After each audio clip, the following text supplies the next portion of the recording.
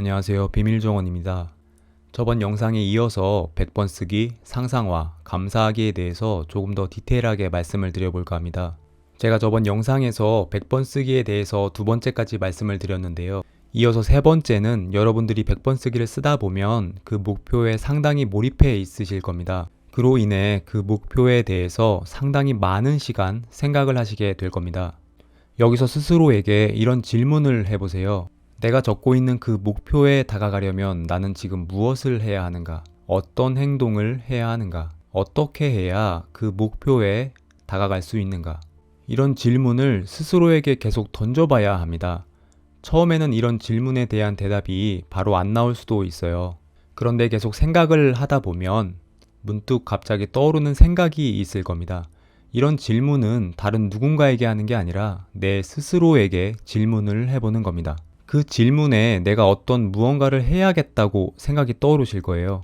그걸 바로 행동하셔야 합니다. 여기서 여러분들이 가장 하기 힘든 것이 아마도 내가 무언가 해야겠다고 생각이 드셨는데 그걸 바로 행동으로 옮기는 게 가장 힘드실 겁니다. 이 방법에 대한 팁을 한 가지 말씀드려 볼게요. 우리는 항상 무언가 미루는 습관이 몸에 배어 있습니다. 우리의 행동에는 우리가 지속적으로 쌓여있는 습관이 우리를 지배합니다. 미루는 것도 습관이에요. 그래서 내가 무언가 행동을 바로 하려고 하면 미루는 습관이 발동돼서 내일로 미루게 될 겁니다. 이 말에 공감하시는 분들 많으실 거예요. 그럼 이걸 어떻게 갈아 끼우느냐? 굉장히 간단한 방법이 있어요. 책들에서 이 말들 많이 들어보셨을 거예요. 일어나서 이불을 정리해라. 방 청소를 해라. 이거 혹시 왜 하라고 하시는 줄 아시나요? 나에게 미루는 습관의 각인을 빼내려고 해보라고 하는 거예요. 미루는 습관을 빼내고 바로 행동할 수 있는 습관을 나에게 만드는 과정입니다. 예를 들어 말씀드려 볼게요. 우리가 가장 미루는 것들을 간단하게 몇 가지 말씀드려 보면 설거지, 분리수거, 이불 정리, 방 청소 이것들은 빠르면 10분이면 끝나는 것들입니다. 그런데 우리가 가장 하기 싫어하죠. 그래서 우리는 항상 귀찮아, 이따가 해야지, 미루게 되죠. 우리가 봤을 때 굉장히 작은 것들이죠. 이거 별거 아닌 것 같잖아요. 이 작은 게 얼마나 중요한 건지 아셔야 합니다. 이 작다고 생각하는 것들을 미루는 습관이 계속 나에게 각인되면 내가 하는 모든 일을 미루게 됩니다. 그만큼 습관이 무섭다는 겁니다. 바로 이어서 상상화를 말씀드려 보면 제가 상상화라는 게 나의 감정을 증폭시켜 준다라고 말씀드렸는데요. 이 감정을 끌어올리는 게 너무나도 힘드시죠? 이 감정을 끌어올리는 방법을 말씀드려 볼게요. 제가 지금 하는 질문에 스스로 바로 1초의 망설임도 없이 대답을 할 수 있는지 스스로 체크해 보세요. 여러분들은 지금 그 목표를 왜 반드시 이루어야 하나요? 무엇을 위해 반드시 이루어야 하죠? 이 질문에 바로 대답을 하시는 분들은 스스로 내가 왜 그 목표를 반드시 이루어야 하는지에 대해서 생각을 상당히 많이 해보신 분들입니다. 이 질문에 바로 대답을 못 하셨다면 이 질문에 대한 답을 스스로 생각을 상당히 깊게 해보시길 바랍니다.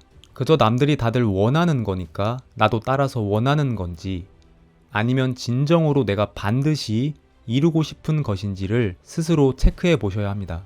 내가 진정으로 원하는 것이 아니라면 이 능력은 발동이 안 될 겁니다. 100번 쓰기, 상상화를 하는 그 목표가 정말로 내가 진정으로 간절히 원하는 것이어야 합니다. 되면 좋고 안 되면 말고 이런 게 아니라 무조건 내 눈앞에 가져다 놔야 하는 그 무엇이어야 합니다. 이게 어떤 감정인지 느낌이 오시나요? 전 약간 이런 마인드로 하는데요. 지금 포기하느니 죽는 게 낫다. 이런 마인드로 합니다. 제가 인생의 완벽한 바닥에 있었을 때 그때 전 매일같이 저 마인드로 하루하루를 살았습니다. 지금 상황이 아무리 지옥 같아도 전 지옥을 보는 게 아니라 전 저 높이 있는 제가 상상화를 하고 있는 그 모습만 보면서 이를 악물고 버텼습니다. 이어서 감사하기를 말씀드려 보도록 할게요. 제가 이전 영상에서 감사하기를 습관으로 만들면 감정을 컨트롤할 수 있다라고 말씀을 드렸는데요. 제가 오래전부터 지금까지 사람들을 정말 많이 만나봤거든요. 이 부분을 공감하시는 분들 있으실 수도 있을 거예요. 정말 많이 만나다 보면 첫 만남에서 대화 몇 마디만 해도 그 사람의 성격 성향이 바로 보입니다. 사람의 말에는 향기라는 게 있어요. 그 사람의 말투, 언행, 목소리, 몇 마디만 대화를 해보면 이 사람이 성격이 급한 사람인지 차분한 사람인지 욱하는 사람인지 이런 게 바로바로 보이더라고요. 제가 이 말을 왜 했냐면요. 이 감사하기가 몸에 배어있는 분들은요. 대체적으로 성격, 언행, 말투가 거의 대부분 일치하더라고요. 이런 분들은 어딜 가도 항상 감사합니다 라는 말을 입에 달고 사시더라고요. 그리고 어떤 일이 생겨도 화내는 걸 못 봤습니다. 감정을 스스로 컨트롤을 하시더라고요. 감사하기의 가장 중요한 포인트를 말씀드릴게요. 감사하기를 할 때 내 마음 깊숙한 곳에서 진정으로 우러나오는 감사함을 느껴야 합니다.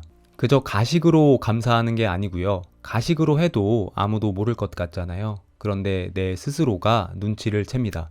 이 말 이상하게 들리시죠? 저도 이건 느끼는데요. 누군가 저에게 가식으로 감사하다는 말을 하면요. 전 금방 알겠더라고요. 저게 진심으로 하는 말인지 아니면 가식으로 하는 말인지. 그런데 본인은 더 잘 알고 있겠죠. 이 감사하기는 정말 진심으로 하셔야 합니다. 여러분들은 아침에 일어나서 첫 마디를 무엇으로 시작하시나요? 아, 오늘 출근하기 진짜 싫은데. 아, 지긋지긋해.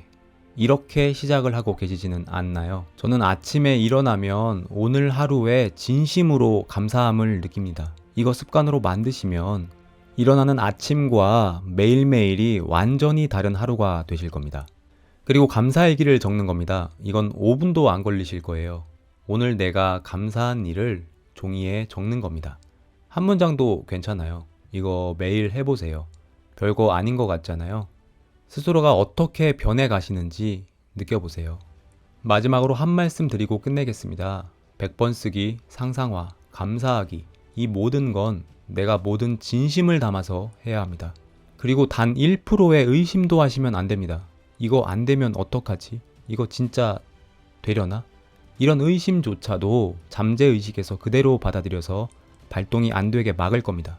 여러분들은 당연히 성공하실 겁니다. 당연히 모든 목표를 이루어 내실 겁니다. 스스로를 믿으세요. 감사합니다.